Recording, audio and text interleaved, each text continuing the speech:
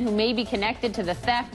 The men tested negative for any poisoning from that material. They're now in police custody. Mexican authorities say they've recovered all of the lost cobalt-60 material, but they've been tight-lipped about whether they've made any arrests in the broader case. And services will be held today in Hawaii to mark the 72nd anniversary of the Japanese attack on Pearl Harbor.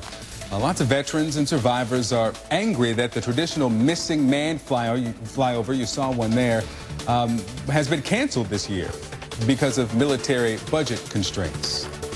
Blockbuster jobs report for November, and it could not have come at a better time, really, for President Obama. He's not had a lot of good news lately. No, not at all. Let's give you the numbers. I was certainly surprised when these came out. The U.S. economy adding 203,000 jobs last month. That pushed the unemployment rate down pretty significantly to 7%. That is the lowest unemployment rate we've seen since 2008, the depths of the recession. Let's look at these job numbers through a political lens, though, with Democratic strategist Maria Cardona and CNN political commentator. She's joined by conservative host Amy Holmes, hot list anchor at theblaze.com. Ladies, good morning. I want to jump right into it because we never have enough time for this segment. I want to look at the way people are experiencing the economy. And there's a CNN ORC poll. 24% believe that the economy is improving. 39% believe the country is still in a downturn. And then when you break it apart by age, 34% of people under 50 say we're still headed in a downturn. 45% of people over 50 say we're headed in a downturn. Let's start with you, Amy. Why are people not feeling these good numbers, and why are older Americans feeling them worse? I mean, why is this a worse experience for them? Well, the generational question is an interesting one when you consider that young people have been having such a tough time finding jobs in an anemic job market for the past 5 years. But as to why so many Americans feel like the economy is going in the wrong direction is because of 5 years of experience. Now, while these numbers should make us cautiously optimistic, GDP growth was 3.6%, but that's still very slow. We've had one of the slowest, worst economic recoveries in American history, and I think people are really feeling that. And I think Maria could speak to this as well, the economic uncertainty out there, that if you're 50 and you've been going through this and then you're thinking about your retirement, what are you going to retire on? It's a very, very important point, and the data shows us that we're seeing more and more people over 25 years old taking those really entry-level jobs, those minimum wage jobs, those $9 an hour, even over minimum wage jobs. We're seeing that happen. But when you look at these numbers, the headline's great. The market rebounded yesterday on it.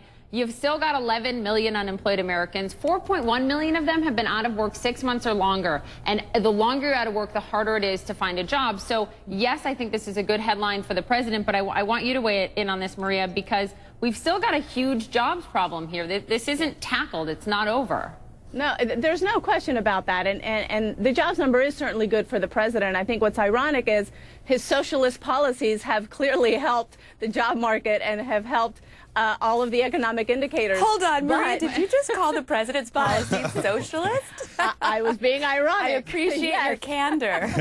But isn't it ironic that his socialist policies have been so helpful to all of the economic indicators and actually have not helped those who need the most, which are the poorest? And it's interesting, and I say that ironically. And it's interesting because this is an issue, and I know we're going to talk about this, that the president feels very strongly about, which is income inequality. And I think this is where all of those feelings and all of those polls really come out. The seniors and the older folks have this huge hangover from the recession that we experienced in 2008, which was the worst since the Great Depression. And this president did a fantastic job of making sure that we did not spiral into a Great Depression, and he has slowly been taking us out of it, and we are now seeing the benefits of that. But the benefits that will actually then go to everyone are slower, and we need to do something about that, because from 1978 to 2011, CEO pay jumped 726%. Worker compensation in that same time jumped 5.7%. Okay. And this is a problem. I want Amy to jump in quick on this before we get to the final topic. Yeah. Amy, you've also got a Federal Reserve that's been pumping up this economy for years and is going to have to pull back. But that's exactly right. And Federal Reserve policy is part of what has been driving the stock market. You had the housing collapse, and now you have the Fed buying up all of these securities. So that's where you would put your money. You certainly wouldn't put it in the housing market. And we've seen very poor business investment. In fact, that's down in terms of business reinvesting in themselves.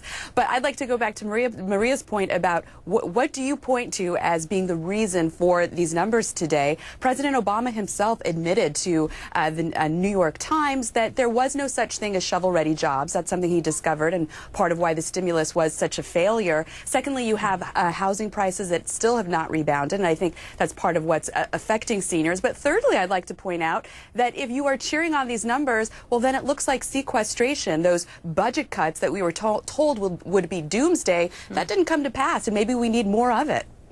Amy, let me get to you with this. I got to get in John Boehner this weekend.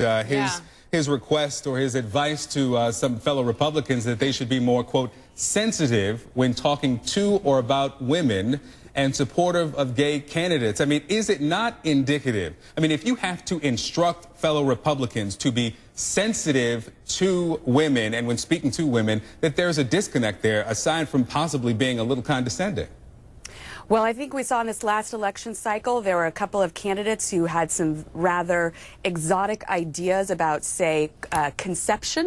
And I think the Republican Party, they really suffered from that. And John Boehner doesn't want to see that happening again. What I think is really more interesting about his remarks is that it seems that he is trying to move the GOP, I would say, forward in terms of gay rights and when it comes to gay issues. And I think that this is a good step, a positive step for the GOP.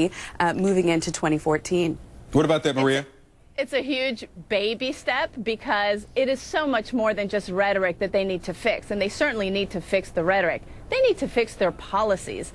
When you're looking at women, when you're looking at the LGBT community, when you're looking at Latinos, when you're looking at the diverse communities, when you're looking at the poor, the Republican Party has no idea how to talk to this diverse group of people that frankly make up the new face of this country. That's why they did such a horrible job in the presidential election. And I think they need to move forward in terms of changing the way they talk, but they also need to change their basic policies. And until they do that, they're not going to connect with this new diverse coalition of voters that they need to get more of if they're going to ever reach the White House. Maria Cardona, CNN political commentator. Amy Holmes, hot list anchor at theblaze.com. Good to have both of you this morning to talk politics. That'll wake you up on a Saturday yes, morning. It will. Lively debate. Thank you, ladies. Appreciate it. Still coming up here in the newsroom, the graphic and violent beating of a teen. This is a very disturbing video. It goes viral online. Yeah, maybe you've heard the name Sharkeisha, but should the girl holding the camera face charges? And what about the sites where the video is getting millions of hits? We'll have more after this.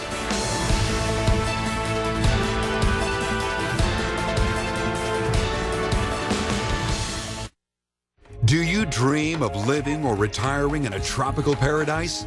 Are you searching for a better, healthier way of life with less stress and more freedom? Are you looking for a safe investment opportunity in a proven and appreciating market? If you answered yes to any of these questions, it's time you discovered the incredible country of Belize. Belize is a peaceful, safe, English-speaking country with strong banking and asset protection laws. It also has a very low cost of living. Belize is a land of unparalleled natural beauty, a land of pristine rainforests with cascading waterfalls, lush jungle rivers, picture-perfect islands with powdery white sand and crystal blue waters. Best yet, this beautiful little country is only